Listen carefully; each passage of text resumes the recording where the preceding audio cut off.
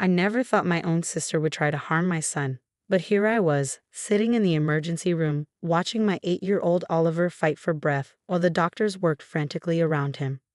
My name is Emma Collins, and 24 hours ago, my sister Lisa did the unthinkable. Oliver had always been the center of attention in our family, but not by choice.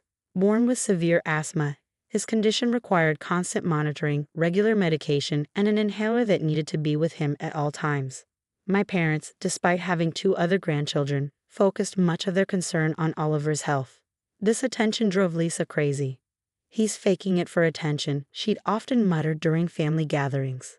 "Just like you did when we were kids."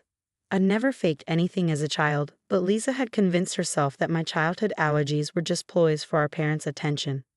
Now she projected that same belief onto my son. Yesterday morning started normally. I dropped Oliver at school, his inhaler safely tucked in his backpack where he could easily reach it. He knew the routine: 1 puff if he felt short of breath, call mom if it got worse. At lunch, I received a video message from Lisa. My heart stopped when I opened it. The video showed her in Oliver's room, holding his inhaler. "Time for a little reality check," she whispered to the camera. "Let's see how bad his asthma really is." She pulled out an identical but empty inhaler and switched them, tucking the real one into her purse. I immediately called the school, but Lisa had sent the video during her lunch break. She knew I'd be in meetings all morning. By the time I saw it, 3 hours had passed. The school secretary answered, her voice tense. "Mrs. Collins, we've been trying to reach you. Oliver's had an asthma attack. The inhaler wasn't working, and he's been taken to Memorial Hospital." The world spun around me as I grabbed my keys and ran to my car. During the drive, my phone kept buzzing with messages from Lisa. "He's fine. Stop being dramatic. This will teach him to stop exaggerating. Maybe now he'll learn not to rely on that inhaler so much." When I reached the hospital, my parents were already there. Mom rushed to hug me, her face streaked with tears. "The doctor said his oxygen levels were dangerously low," she explained. If his teacher hadn't recognized the severity of the attack so quickly, I pulled out my phone and showed them Lisa's video. The color drained from my father's face, but my mother immediately started making excuses. "She didn't mean any harm," Mom insisted. "You know how Lisa gets about attention. She probably thought she was helping." "Helping?" I exploded. "She deliberately took away his medication. She recorded herself doing it." "Lower your voice," my father warned. "Lisa's always been competitive about attention, but she wouldn't really hurt Oliver." The doctor interrupted our discussion, his expression grave. "Mrs. Collins, we need to talk about what happened. The inhaler your son was using was empty, completely empty. Not just used up, but deliberately cleared out. In a severe asthmatic like Oliver, this could have been fatal." I showed him Lisa's video. His face hardened as he watched. "I'm obligated to report this," he said. "Deliberately withholding life-saving medication from a child is abuse. The police will need to be involved." My parents protested immediately. "It was just a misunderstanding," Mom pleaded. "A family matter. We can handle this ourselves." But as I watched Oliver lying in the hospital bed, his small chest rising and falling with the help of oxygen, I knew this was more than a family matter. This was attempted harm against my child. My phone buzzed again. Another message from Lisa. "See? He's fine. Stop being so overprotective. Maybe now everyone will see he's been exaggerating all along." I handed my phone to the doctor, who immediately called hospital security. What he'd seen in Oliver's test results would change everything. But Lisa didn't know that yet. The pediatric ICU was quiet except for the steady beeping of Oliver's heart monitor when Detective Martinez arrived.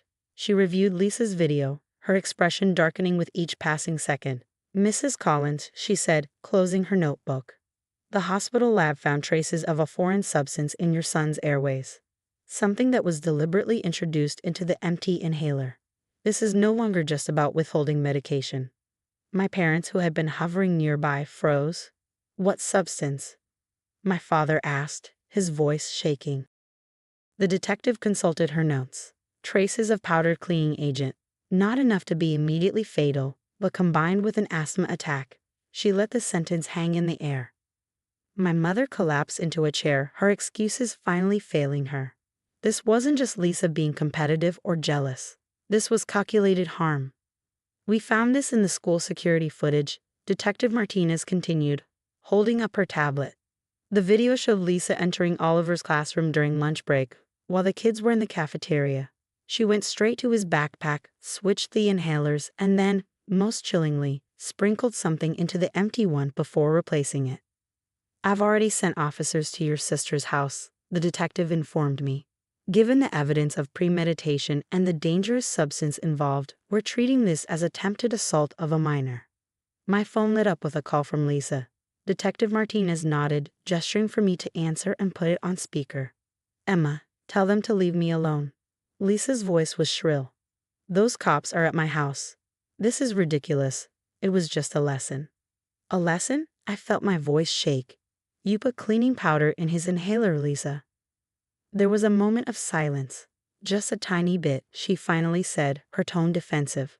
"Not enough to really hurt him. I just wanted to make him feel something when he used it, so he'd stop relying on it so much. Stop stealing everyone's attention with his attacks." Detective Martinez had heard enough. She took down Lisa's admission and ended the call. The next few hours were a blur of police statements and medical tests.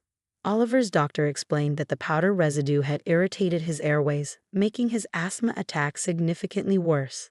If his teacher hadn't recognized the severity of his symptoms and called an ambulance immediately, the outcome could have been tragic. My parents tried one last time to intervene. "Please, Emma," my mother begged. "Don't press charges. She's your sister. We can get her help. Make her understand." "Make her understand what, Mom?" I exploded. "That she nearly killed her nephew. That she's been planning this, calculating how to hurt an 8-year-old child because she's jealous of the attention his medical condition requires." "Your mother's right," my father added weakly. "This will tear the family apart." I looked at Oliver, peaceful now with proper medication, and felt a surge of protective rage. "No, Dad." Lisa tore this family apart the moment she decided to hurt my son. Later that evening, while my parents were in the cafeteria, Oliver woke up. His first words broke my heart. "Mommy, why did Aunt Lisa want to hurt me?" I held his small hand, fighting back tears. "Sometimes grown-ups do very wrong things because they have problems of their own, but I promise you she'll never hurt you again." "The inhaler felt funny," he whispered. "It made my chest burn. I was scared to tell anyone because Aunt Lisa said I was just pretending." A nurse passing by stopped to check his vitals, her face softening at his words. She showed him the new inhaler the hospital had provided. "This one works perfectly," she assured him. "And you're very brave for telling us how you felt." As Oliver drifted back to sleep, my phone buzzed with a text from Detective Martinez. Lisa had been arrested, and a search of her phone revealed weeks of research on how to tamper with asthma medications. This wasn't a sudden impulse, she had planned it carefully. The family's response was divided. My mother's sister called, horrified by Lisa's actions and offering her full support. But my parents still wavered, torn between their daughters, unable to fully acknowledge the severity of what Lisa had done. "She needs help," my mother insisted, "not punishment." I looked at her steadily. "She needs both. And Oliver needs to know that his family will protect him, not make excuses for someone who tried to hurt him." The weight of my words seemed to finally reach them. My father sank into a chair, suddenly looking old and tired. "Where did we go wrong?" he whispered. But I knew this wasn't about their parenting. This was about Lisa's choices, her deliberate decisions, her calculated plan to harm a child to satisfy her own twisted need for attention. As night fell over the hospital, I watched Oliver sleep, knowing that tomorrow would bring more challenges. The family would never be the same, but maybe that wasn't entirely a bad thing. 3 months later, I sat in the courtroom, watching Lisa plead guilty to attempted assault of a minor and tampering with medical equipment. Her lawyer had advised her to take a plea deal after the prosecution presented overwhelming evidence of premeditation. The judge leaned forward, his expression stern. "Ms. Collins, your actions show a disturbing pattern of calculated malice toward a child, your own nephew. The court has reviewed your phone records, showing extensive research into how to cause an asthma attack and tamper with medication. This was no impulsive act." Lisa stood there, wearing a black pantsuit that seemed too big for her now. 3 months in jail awaiting trial had stripped away her usual confidence. "Would you like to address the court before sentencing?" the judge asked. Lisa's voice trembled. I never meant for Oliver to end up in the hospital. I just wanted him to stop being the center of attention, to prove he was exaggerating." The judge cut her off. You researched how to trigger an asthma attack in a child. You contaminated medical equipment with harmful substances. Your intent is clear in your own recorded words and actions. The sentence came down: 5 years in prison, followed by 5 years of probation. She was barred from any contact with Oliver or any other minors and required to undergo extensive psychiatric evaluation and treatment.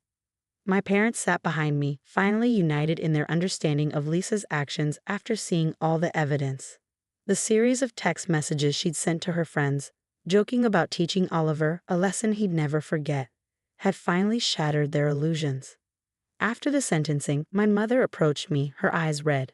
"Emma, I owe you and Oliver an apology. We should have seen the signs." The way she talked about him, her obsession with proving his asthma wasn't real. "There were so many signs," my father added, his voice heavy with regret. The time she threw away his backup inhaler, claiming he had too many. When she told everyone at Christmas that he was just copying other kids with asthma he'd seen on TV. I hugged them both, feeling the weight of our family's transformation. "We can't change the past," I said, "but we can protect Oliver's future." That evening, I took Oliver to his first therapy session. The trauma of his aunt's betrayal had left invisible scars that needed healing. His therapist, Dr. Sarah Chen, specialized in helping children process family-related trauma. "Oliver," she said gently, "can you tell me how you feel about what happened?" He clutched his new inhaler, he never let it out of his sight now, and spoke softly. "I thought I was being bad by needing it. Aunt Lisa said only attention seekers needed medicine all the time." Dr. Chen helped him understand that needing medication wasn't wrong, that his aunt's actions reflected her problems, not his worth. Slowly, session by session, Oliver began to rebuild his sense of security. Our family changed too. My parents became advocates for medical abuse awareness, sharing our story at support groups. They learned to recognize the signs they'd missed, hoping to help other families avoid similar tragedies. 6 months after the sentencing, I received a letter from Lisa's psychiatrist in prison. Lisa had been diagnosed with a severe personality disorder, characterized by pathological jealousy and an inability to empathize with others' medical needs. The doctor explained that while this helped explain her actions, it didn't excuse them. Oliver's recovery brought unexpected bright spots. His story inspired his school to implement new medical safety protocols. His teacher, who had saved his life by acting quickly, became a certified asthma first aid instructor. During Oliver's 9th birthday party, surrounded by friends and supportive family members, he did something that brought tears to my eyes. He stood up and said, "I want to be a doctor when I grow up. I want to help kids like me and make sure nobody tells them they're faking." My parents embraced him, their grandson who had taught them all about courage and truth. The party cake read, "Our brave hero." Not because he had asthma, but because he had helped expose a truth that might protect other children. As for Lisa, she sends monthly letters from prison to our parents, but I've returned each one she's tried to send to us. Some bridges, once burned, can't be rebuilt. Some trust, once broken, must stay broken for safety's sake. Oliver still asks about her sometimes, but not with fear anymore. "I feel sad for Aunt Lisa," he told his therapist recently. "She must have been really sick in her head to want to hurt me. But I'm not sick in my head. I just have asthma, and that's okay." Out of our family's darkest moment came unexpected light, stronger medical safeguards, deeper understanding, and a little boy's dream of helping others. Sometimes the worst betrayals lead to the most important transformations. Hi, I'm Jennifer, a 38-year-old single mother dedicated to my 10-year-old son John. It was a typical sunny afternoon, and John was out riding his bike just a couple of blocks from our house. The neighborhood was quiet, the kind of place where you'd never expect disaster to strike. "Be back by dinner and be careful," I had called out as he sped off, helmet securely on, his face lit up with a big grin. An hour later, I was in the kitchen when my phone rang. The number was unfamiliar. "Is this Jennifer? Your son's been in an accident," the voice on the other end said, panic clear in their tone. My heart plummeted. Grabbing my keys, I bolted out the door. When I arrived at the scene, chaos unfolded before me. Ambulance sirens wailing, neighbors gathered in shock, and there, in the middle of it all, was John, lying on the ground, clearly in pain. I rushed to his side, barely aware of the police trying to control the scene. A paramedic was tending to him.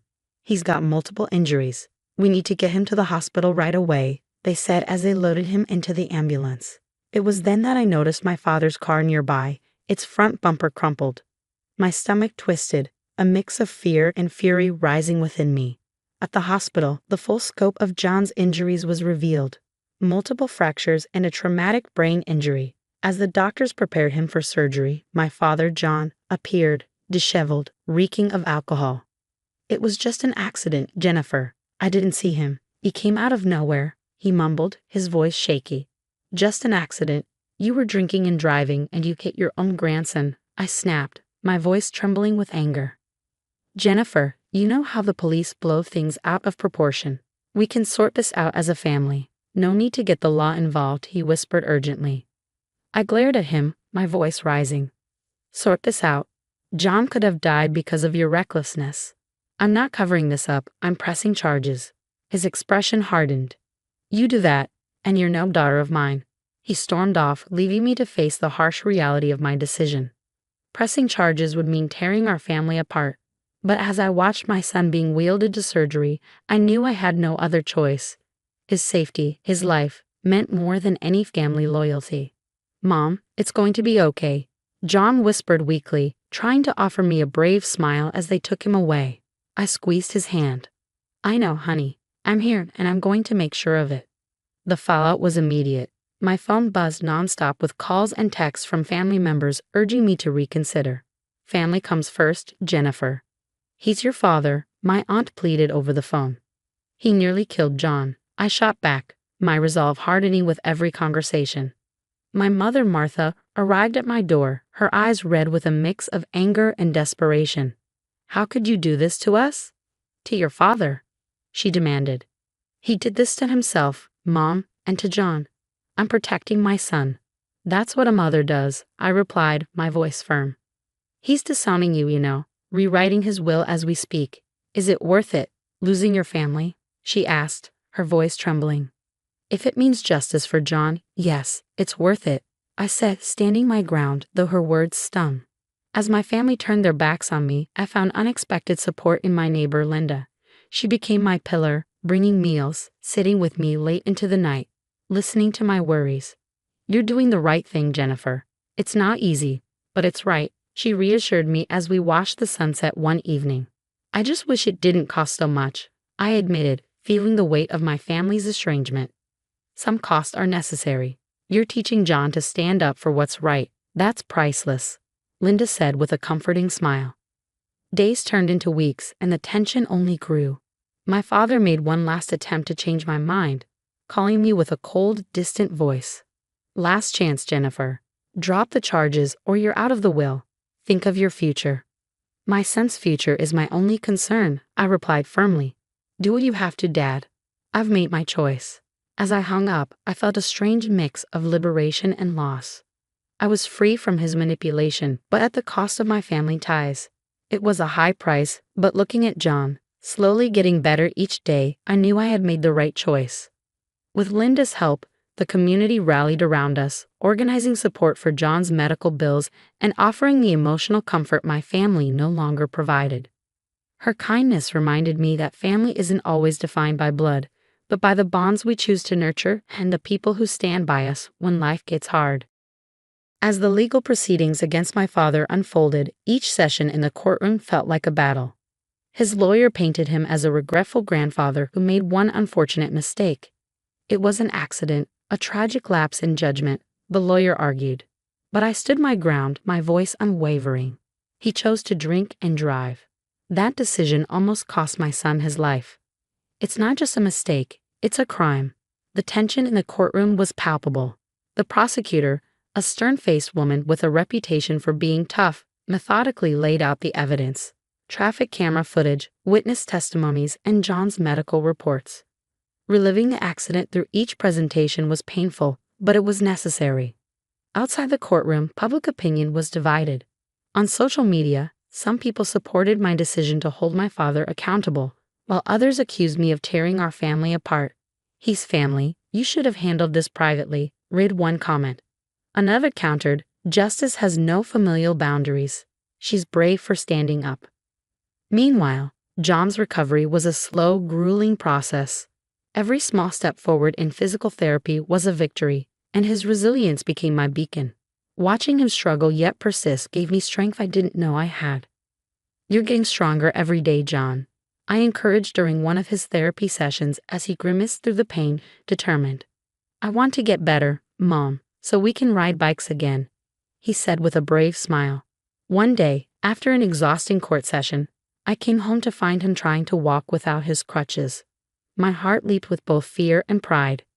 "Careful, John," I called out. "I can do it, Mom, look." His smile as he took those tentative steps made all the turmoil worth it.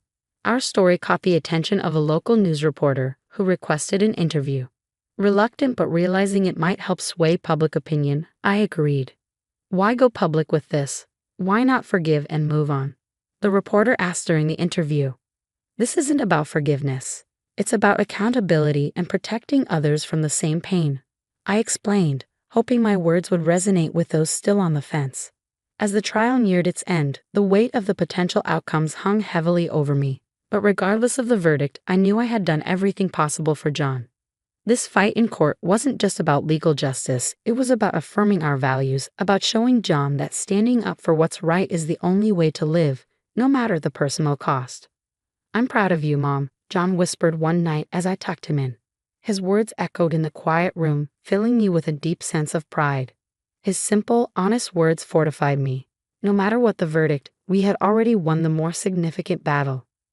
We had held onto our integrity, our bond. Those were victories no verdict could ever take away. The final day of the trial arrived with a heavy air. The courtroom was packed, the tension almost unbearable as we waited for the judge's decision. Despite the overwhelming evidence we presented, the defense had exploited every legal loophole, casting doubt wherever they could. The evidence presented is circumstantial at best. My client deeply regrets his actions, but this was an accident, not a deliberate act of harm, my father's lawyer concluded, giving a confident nod to the judge. As the judge began to speak, my heart pounded so loudly I could barely hear his words. While there is no doubt that Mr. J's actions were reckless, the burden of proof for intent has not been sufficiently met. His words stung like a physical blow. "Not guilty." The gavel fell, its sound shattering my hopes for legal justice. My father, looking relieved but not happy, avoided my gaze as he quickly left the courtroom. "Can you believe this?" I whispered to my friend Linda, who sat beside me, her hand gripping mine in silent support. "It's not right, Jennifer. John deserved better," she said, her voice tight with frustration. As we exited the courthouse, reporters swarmed around, their cameras clicking, questions flying like arrows. "How do you feel about the verdict?" one asked, his microphone thrust in my direction. "This isn't the end. Justice comes in many forms, and today's decision isn't where the story concludes," I said, my voice steady, though inside I felt broken. At home, John sensed the somber mood and tried to comfort me. "It's okay, Mom, we know the truth."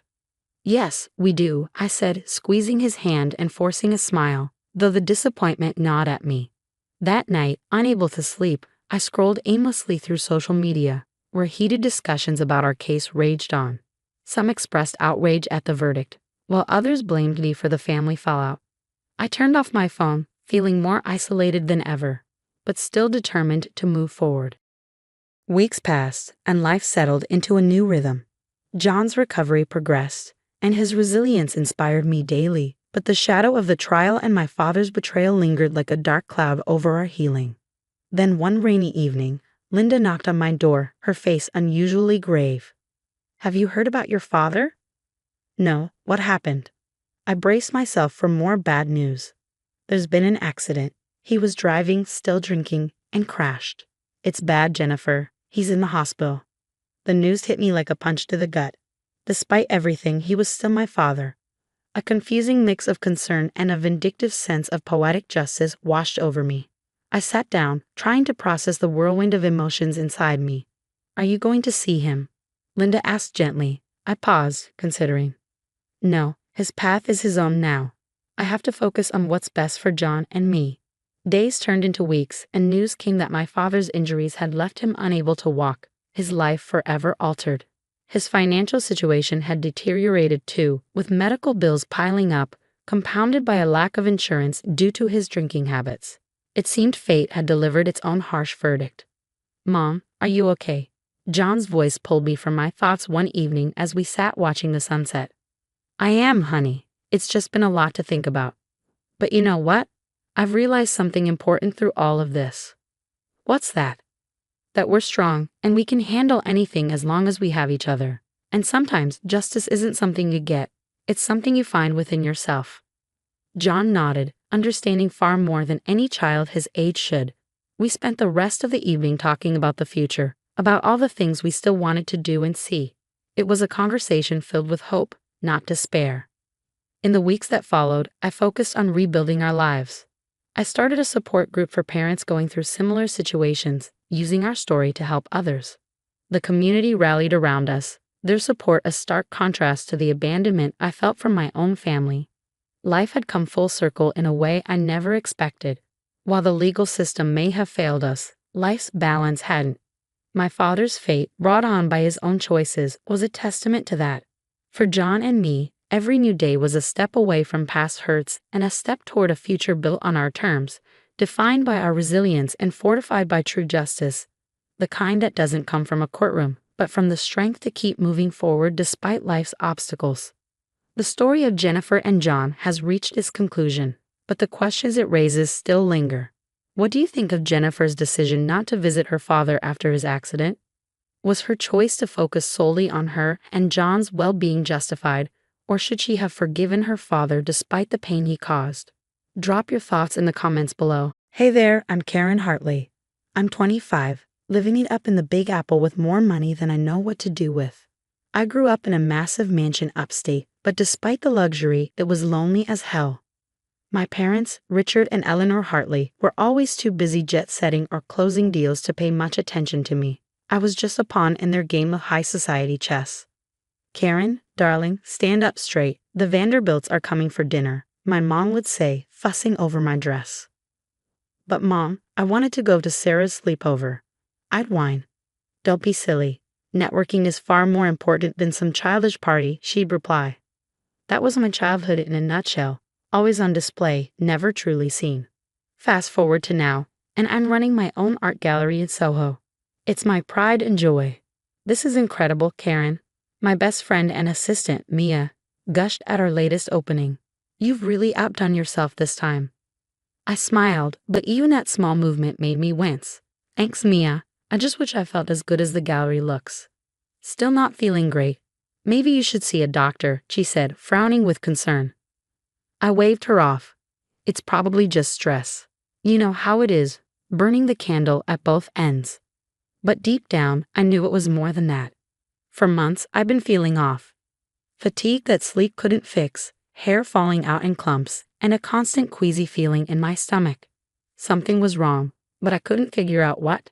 "Karen, darling." My mother's voice cut through the gallery chatter like a knife. "There you are. Your father and I have been looking everywhere for you." I plastered on my best society smile. "Mom, Dad, I'm so glad you could make it." My father's hand landed heavily on my shoulder. "We wouldn't miss it for the world, Pumpkin. How are you feeling?" "I'm fine, just a bit tired."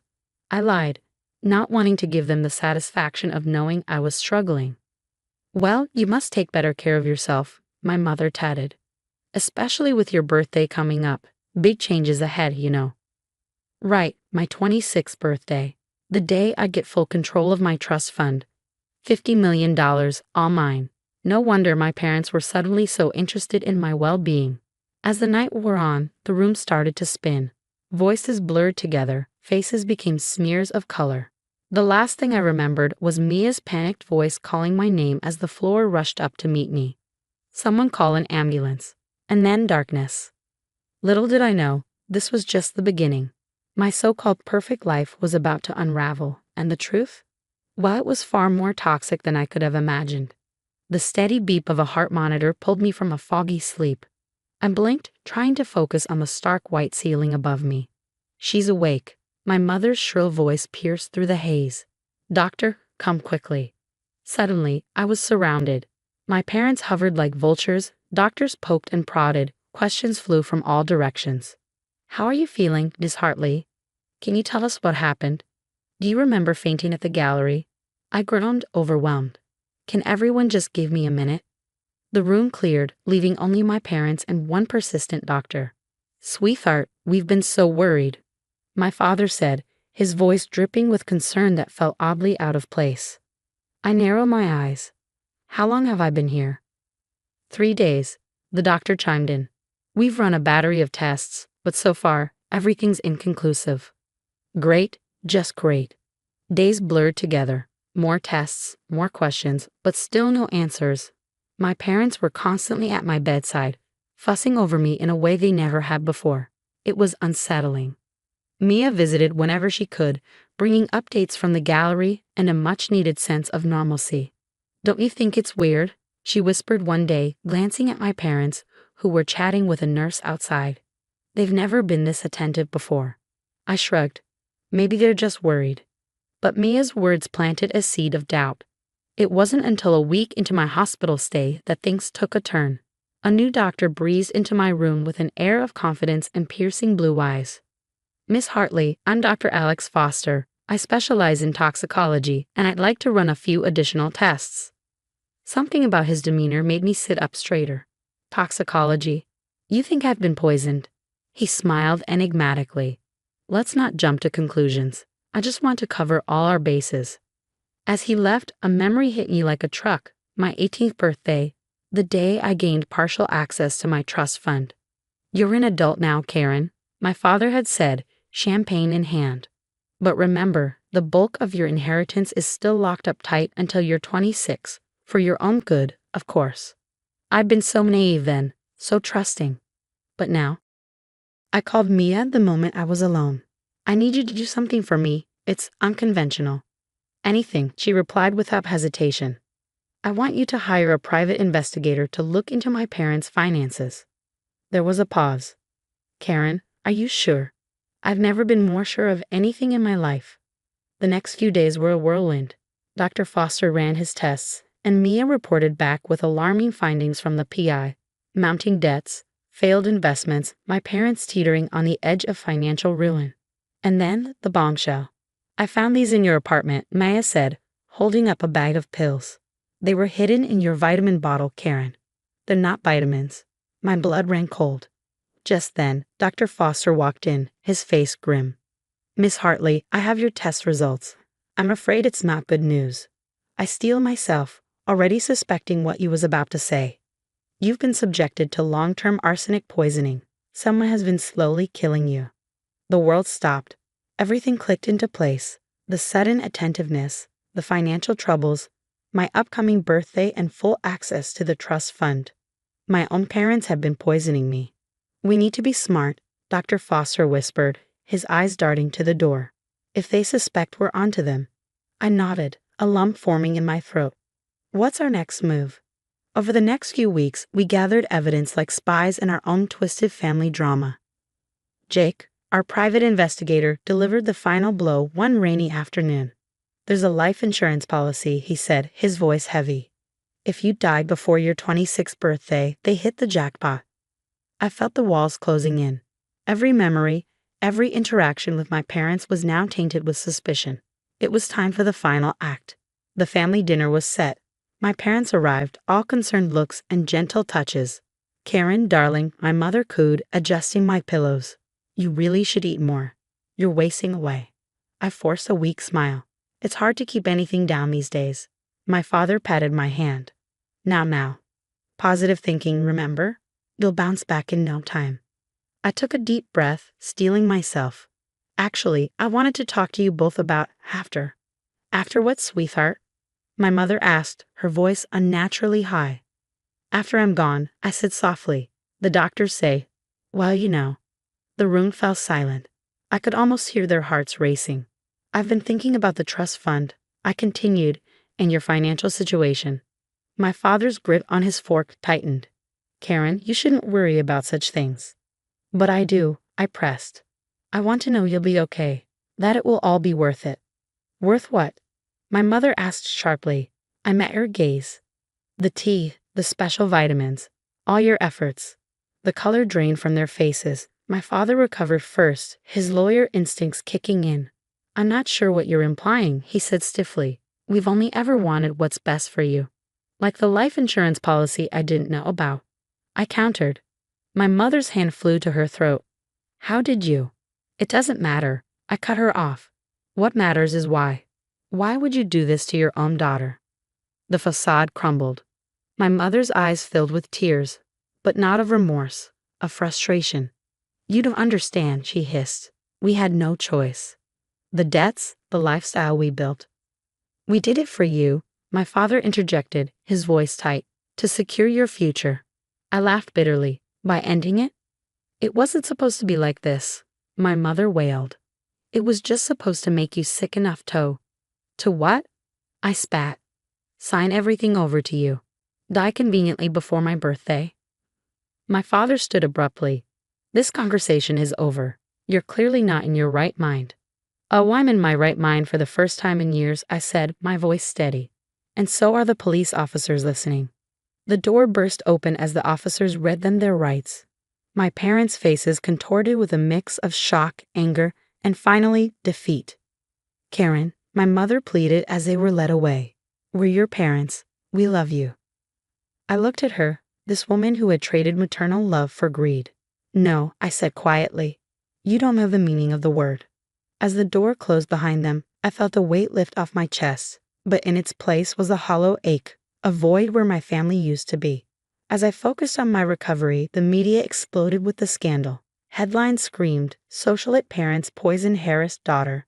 It was surreal watching my family's dirty laundry air for all to see. Months passed. I threw myself into my work, expanding the gallery and exploring new artistic ventures. On my 26th birthday, I gained full control of my trust fund. It felt bittersweet. To new beginnings. Mia raised her glass with a smile. To new beginnings, she toasted. And to true family, I added, clinking my glass against hers. Mia, I said, turning to her, how would you feel about becoming my business partner?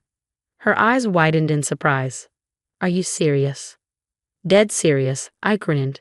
I couldn't have gotten through this without you, and you're brilliant at what you do. She hugged me tightly. I'd be honored. As we pulled apart, I caught sight of Dr. Foster, Alex, across the room. He smiled and made his way over. Congratulations, Karen, he said warmly. How does it feel to be 26? Better than I ever imagined, I replied, suddenly aware of how close we were standing. Our relationship had grown over the past months, shifting from doctor-patient to something more. A few days later, Mia burst into my office, tablet in hand. Saf, you need to see this, she exclaimed, pulling up a news article. The headline read, Disgraced lawyer Richard Hartley scammed in prison, loses hidden assets. I skimmed the article, emotions swirling inside me. Karma, I guess, I murmured. There's more, Maya said, swiping to another article.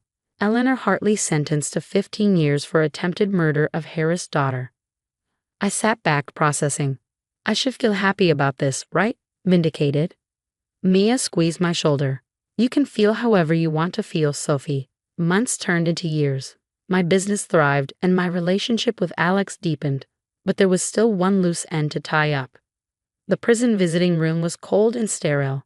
My parents sat across from me, looking older and defeated. Karen, my mother breathed, her voice shaking. We're so sorry. Can you ever forgive us? I looked at them, these strangers who shared my blood. I'm not here for your apology, I said calmly. I'm here to say goodbye. But we're your parents, my father protested weakly. I stood, my voice steady. No, you're not. You lost that right when you decided your greed was more important than my life. Please, my mother sobbed.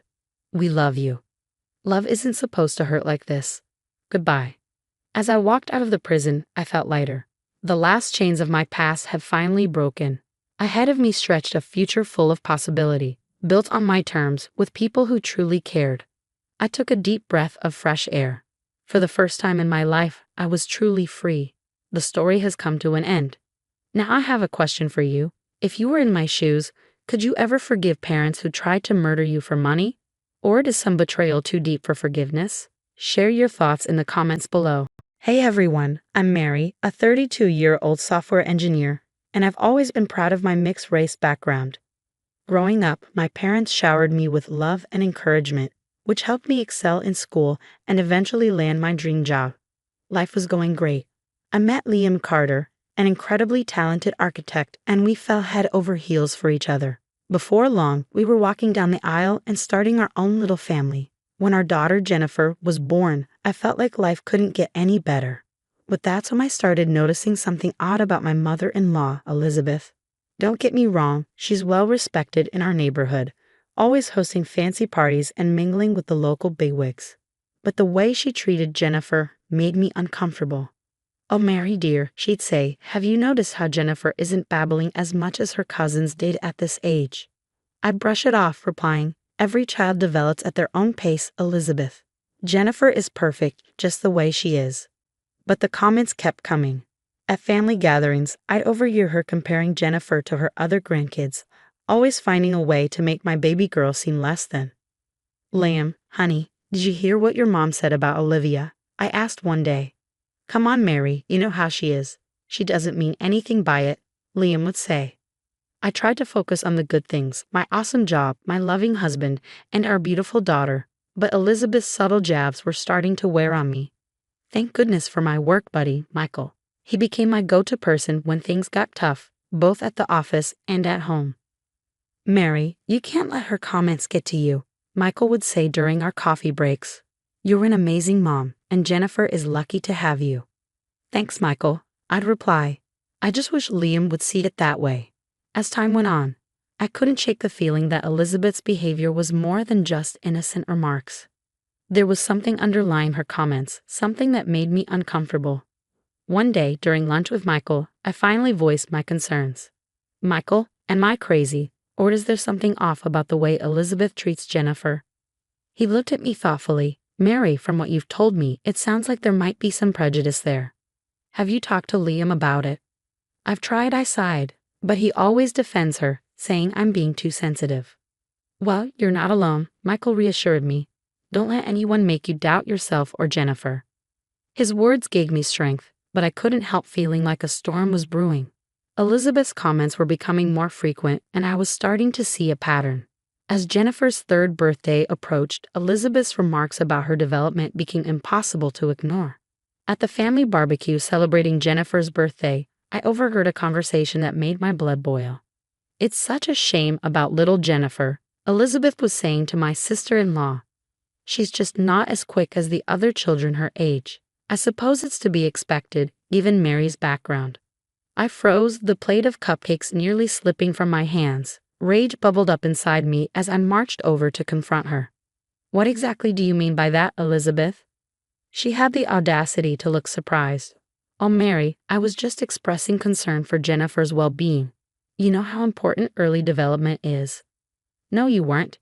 You were implying that my daughter is slow because of my race." "How dare you?" Liam appeared, sensing the tension. "What's going on here? Your mother thinks Jennifer is developmentally delayed because of my background. Can you believe that?" Liam looked uncomfortable, caught between us. "Mom, I'm sure you didn't mean it like that." "Mary, let's not make a scene at Jennifer's party." "Make a scene? Your mother just insulted our daughter and me, and you're worried about making a scene." The argument escalated, with Elizabeth denying any ill intent and Liam trying to play both sides. In the end, I stormed off, feeling utterly alone and unsupported.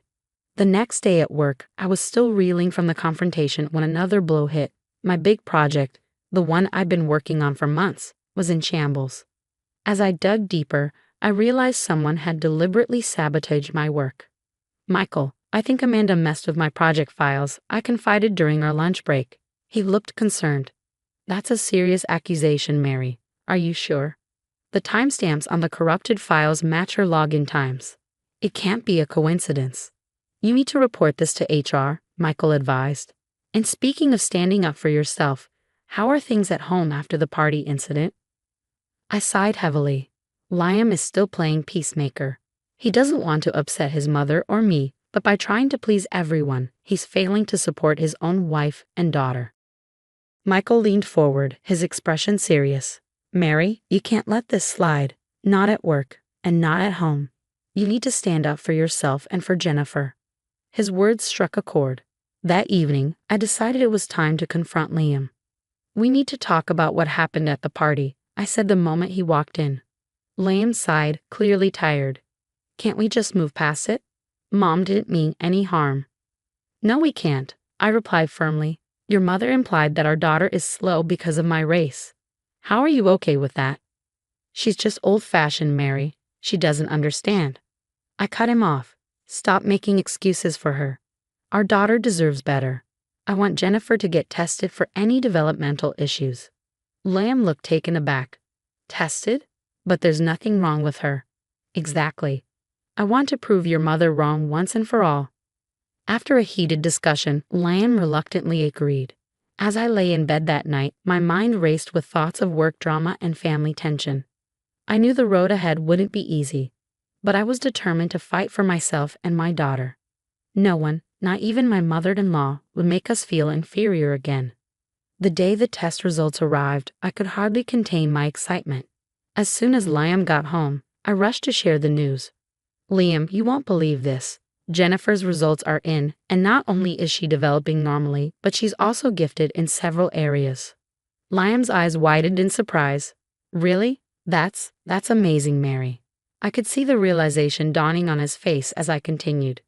"The psychologist said her problem-solving skills are off the charts, and her language development is well above average for her age." I had no idea," Liam mumbled, genuinely shocked. "Now do you see what I've been saying about your mother's prejudice? She's been wrong about Jennifer this whole time." Liam nodded slowly. "I'm sorry I didn't believe you sooner. We need to tell Mom about this." When we shared the news with Elizabeth, her reaction was far from what we'd hoped. "Well, I'm sure those tests can be quite unreliable," she scoffed. "Perhaps you should get a second opinion from a more reputable source." I couldn't believe my ears. "Are you serious right now? You've been criticizing Jennifer's development for years, and now that we have proof she's gifted, you're claiming the tests are wrong." Liam finally stepped in. "Mom, that's enough. These are professional results and we trust them." Elizabeth's face soured. "I'm just looking out for my granddaughter. If you two want to live in denial, that's your choice." That was the last straw. "You know what? Let's settle this once and for all. We'll all take a DNA test, you included, Elizabeth. Then we'll see if my background is really the issue here." The tension in the room was palpable. Liam looked uncomfortable but nodded in agreement. Elizabeth, caught off guard, reluctantly agreed, probably thinking she had nothing to lose. As we waited for the DNA test results, I threw myself into work, determined to expose Amanda's sabotage. Michael and I spent late nights gathering evidence, combing through system logs and file histories. "Look at this," I said one evening, pointing at my screen. Amanda accessed my project files at 2 a.m., way outside of work hours. Michael leaned in, nodding. "That's definitely suspicious. We've got her now, Mary." But as I focused on work, I noticed Liam growing more distant. He was spending more time at the office, coming home late and exhausted. One night, I couldn't hold back any longer. "Liam, what's going on? You're barely home anymore." He sighed, running a hand through his hair. "I'm sorry, Mary. This whole situation with Mom and Jennifer, it's a lot to process. I need some space to think." "Space? Liam, I need your support now more than ever. We're supposed to be a team." I know. I need time." As Liam pulled away, I found myself relying more and more on Michael's support. We grabbed coffee after work, and I'd vent about my frustrations. "I just don't understand, Michael. Why can't Liam see how toxic his mother's behavior is?" Michael placed a comforting hand on mine. "He's caught between two worlds, Mary. It's not easy for him, but that doesn't excuse his behavior. You deserve better." A warmth spread through me at his words, a feeling I hadn't experienced in a long time. "Thanks, Michael. I don't know what I'd do without you right now." As the days passed, waiting for the DNA results felt like an eternity. The tension at home was unbearable, with Liam barely speaking to me and Jennifer picking up on the stress. I threw myself into work and leaned on my friendship with Michael, trying to stay strong for what was to come. Little did I know, the results would change everything. The day the DNA results arrived, my hands shook as I opened the envelope. I couldn't believe my eyes. "Liam, you need to see this," I called, my voice trembling. He rushed over, looking concerned. "What is it?" "Your mother. She has mixed heritage, including ancestors from my background. Liam's jaw dropped. That's impossible. But it was true. Elizabeth, the woman who had criticized my heritage for years, shared the very ancestry she despised. When we confronted her with the results, her reaction was explosive. This is absurd. These tests are clearly flawed. I won't stand for this nonsense. But Liam, finally seeing the full extent of his mother's toxicity, stood by my side. Enough, Mom.